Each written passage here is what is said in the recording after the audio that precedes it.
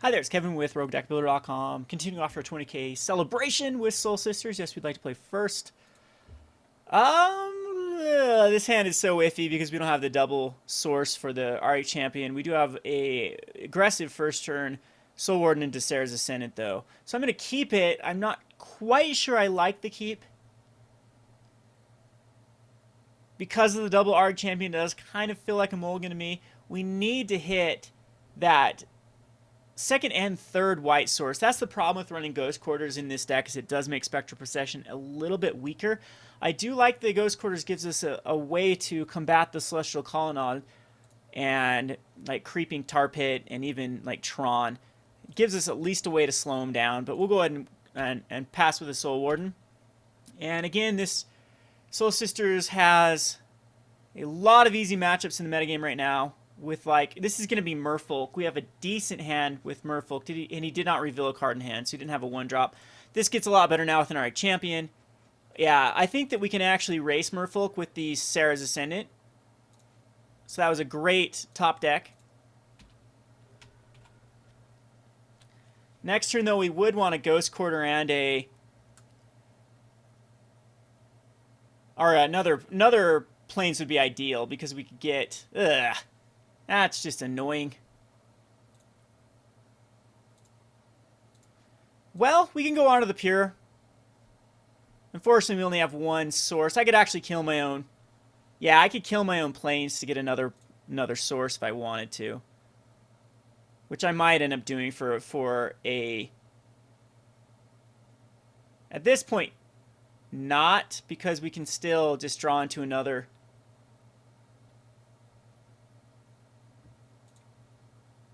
Well, maybe we do want to do it. So, Serra Ascendant.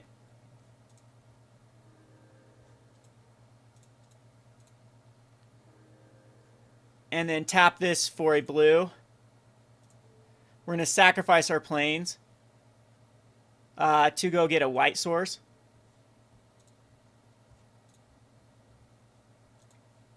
And then honor the Pure.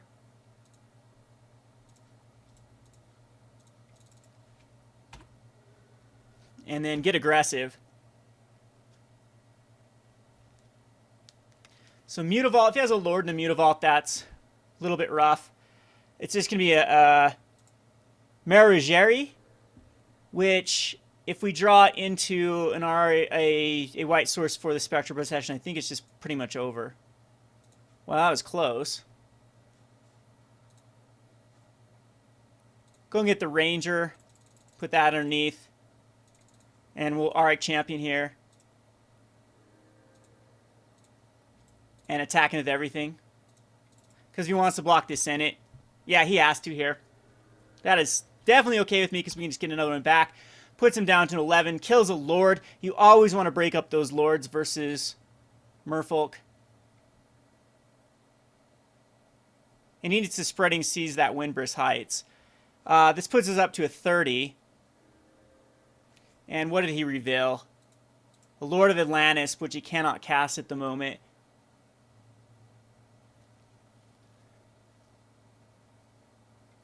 This is a matchup that I hated. I'm not sideboarded well for it. Yeah, I thought he would do that. He would just draw another card. So, another Honor of the Pure off the top would be awesome. Serra Ascendant's just the kicker. We'll attack into everything. We'll lose 2 Auriok Champions, but I don't care at this point. Because the Serra Ascendant's going to get him. And plus, he's still going to lose 2 Merfolk. Which at this point is fine, because we do want to attack in here. Yeah, he'll block the 2 Auriok Champions. There's no way around this. Really? He's going to let it all go through.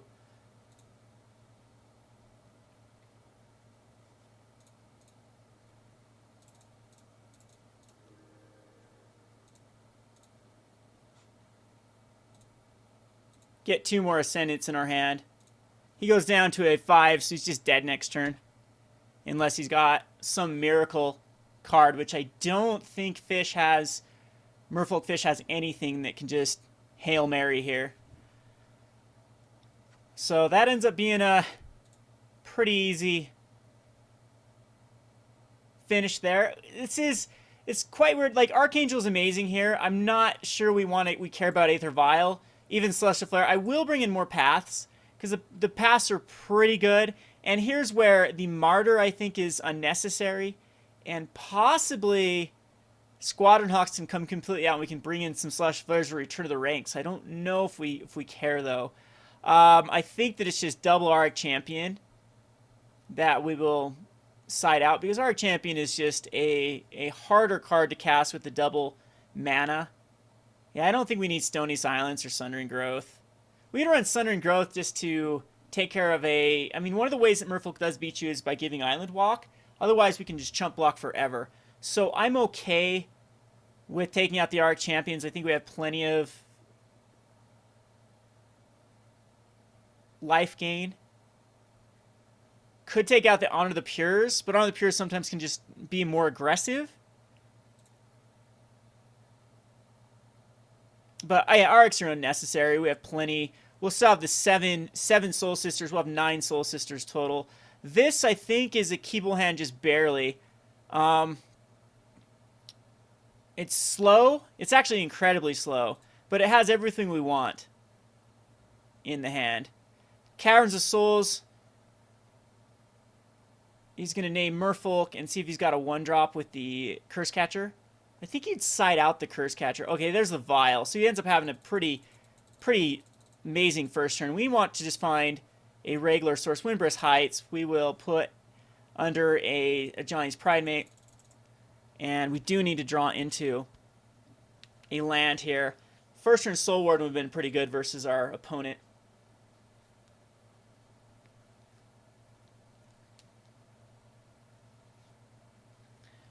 But I usually like to keep one land hands. They're not. Yeah, they're not the worst thing in this deck. You want card advantage, and now we get a Flagstone. So now this hand's amazing. So we'll go first turn. We'll go Soul Warden into Ascendant and start the life gain.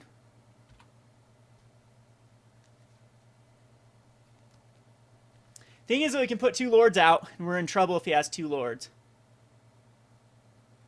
There's the first Lord. And he'll attack him with Silver Gill Adept. And he's going to throw in another Lord. So I'd still love to draw into a land here. Not an Honor the Pure. We can still go Serra's Ascendant and path off a Lord of Atlantis.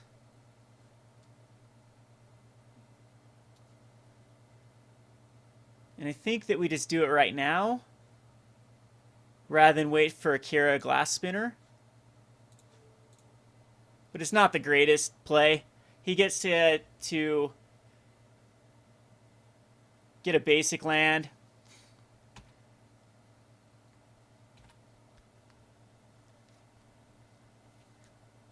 And he has so many Lords in this deck. Would love to draw another land. The Merfolk is actually the very powerful one, because every time he casts a Merfolk, he can untap a permanent, which can then get out into the file. So he basically has... This is the nutty Merfolk draw right here. I'm surprised that he didn't untap the Vial to throw another one in. We take 9.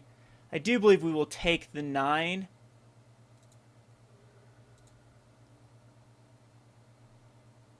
Squad Hawk's terrible. At least he can thin out the deck. But I think that we're pretty much dead here. This is the problem with Merfolk, is it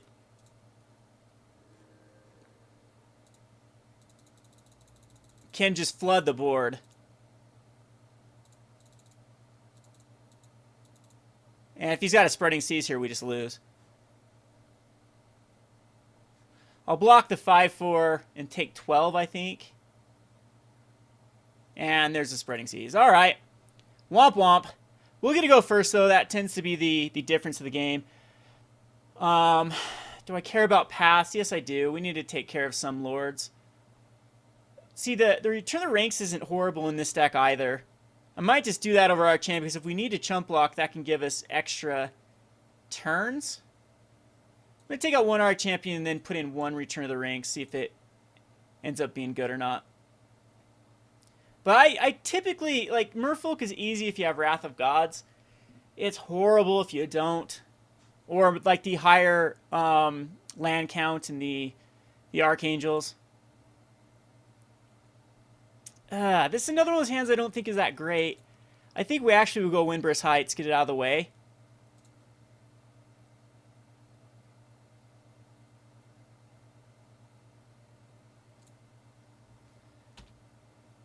And we'll get a Spectral Procession underneath, since we already have one of the Honor of the Pures. And this next turn we can go double Soul Warden. Maybe if we draw into like a... Well, we wouldn't have drawn into a Pridemate, so it wouldn't have mattered if we would have done the Plains and Soul Warden, because we knew it was on top. But sometimes you want to go Plains, Soul Warden, and then... I just want this land untapped. Need to draw into some lands here.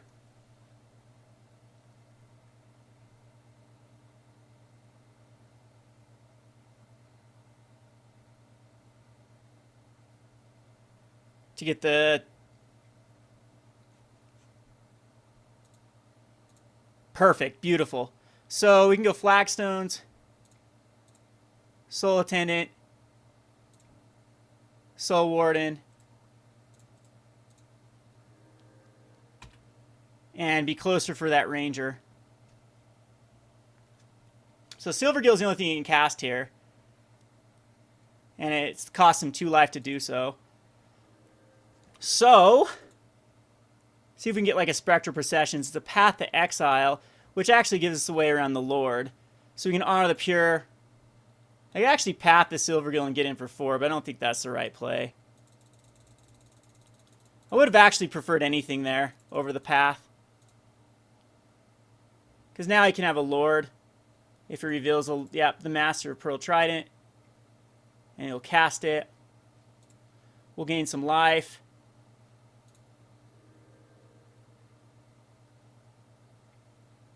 And he'll cast a Vial, which is a very late Vial. Take the 3.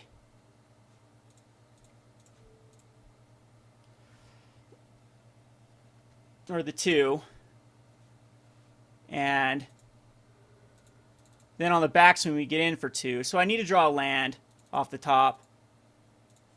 And it is a land. So that's beautiful.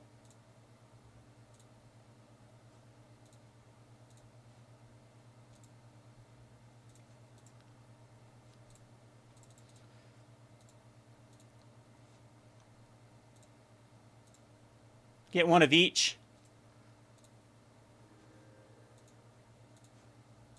Attacking with both of the Soul Sisters, put him down to a 16. And so far, so good. Because our Honor of the Pure is kind of like our Lord.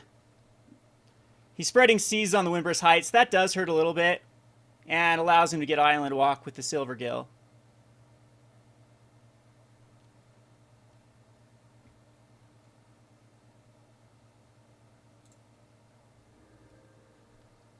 And we will make this trade, actually. Because it does prevent the life from being lost, which does allow us to get over the life total. Once he does get Island Walk, though, that's a bit of an issue. So we can go, I think at this point, another Honor the Pure underneath. And then Soul Attendant. And then Serra Ascendant.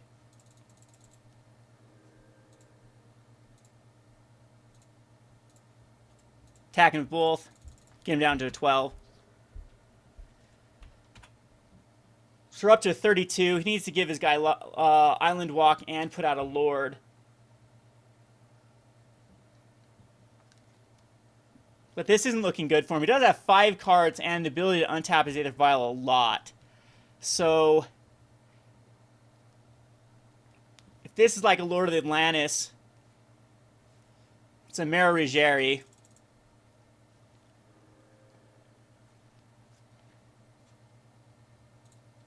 Puts us up to a 35. But that was not casting a Merfolk spell, so now he does have Island Walk.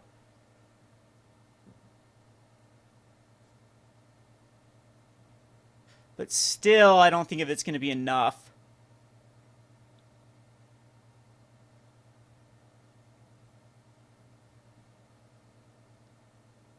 He has to get me down from that Serra's Ascendant,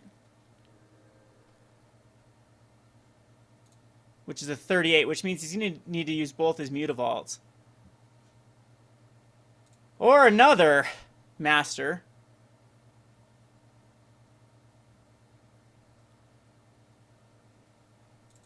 Yeah, he can just... entire hand can come out here.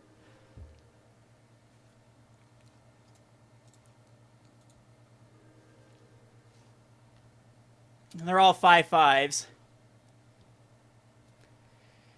Spready says on the other Windbrisk Heights, which is annoying.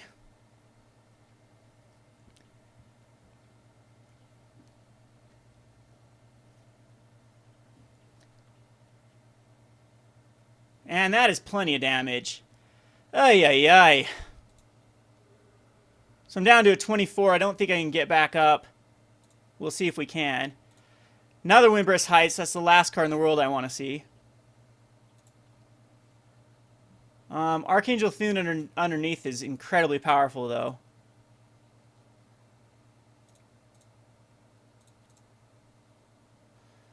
Because Ranger's not going to gain me enough life, and I think we just lose? No, that does not lose. We should be okay, actually. Because we can just go get... Oh, one off!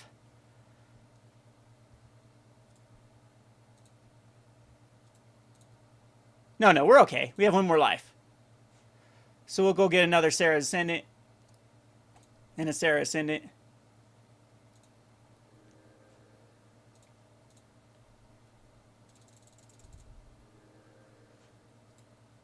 We're still dead. We're still dead next turn.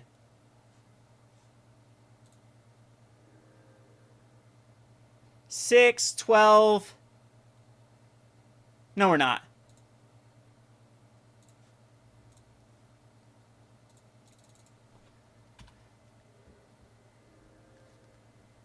Unless he has another Lord in his hand, we should be okay.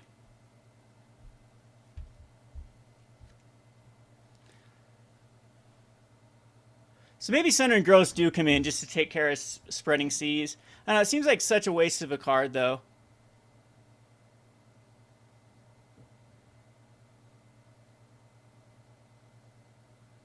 Hopefully no more Lords.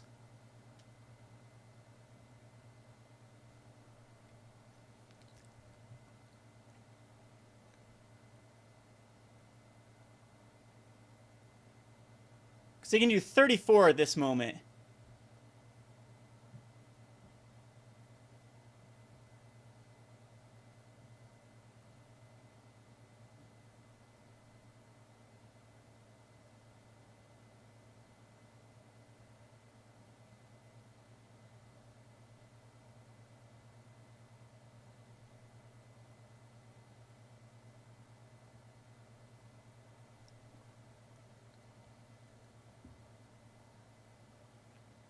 And then on the backswing, Archangel of Thune is way lethal.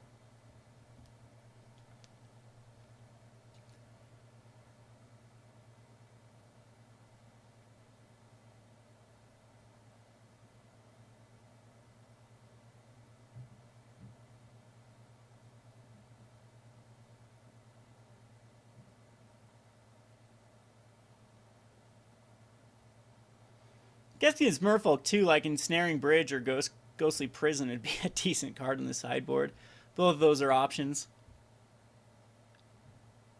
I'm not thinking many other. Just Wrath of Gods are wonderful.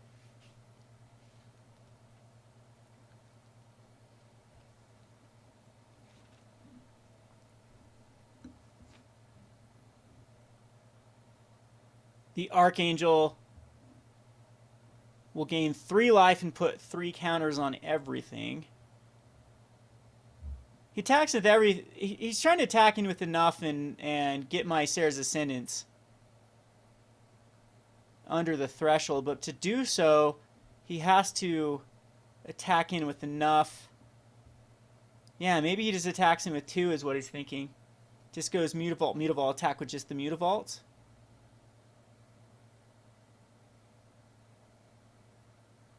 And then leaves back enough blockers. Because that puts me under the threshold. But he doesn't know I have that Archangel underneath. So, and does that just even get us above to begin with? So there's a Serra's Ascendant.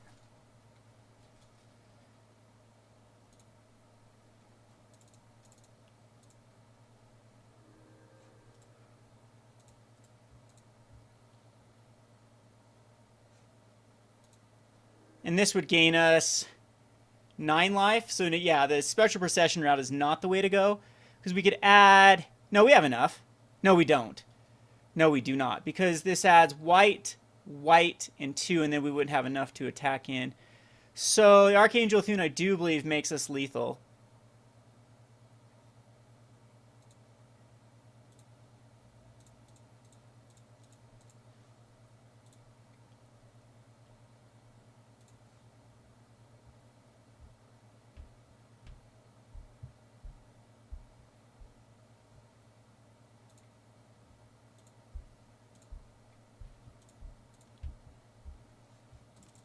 And that's way overkill.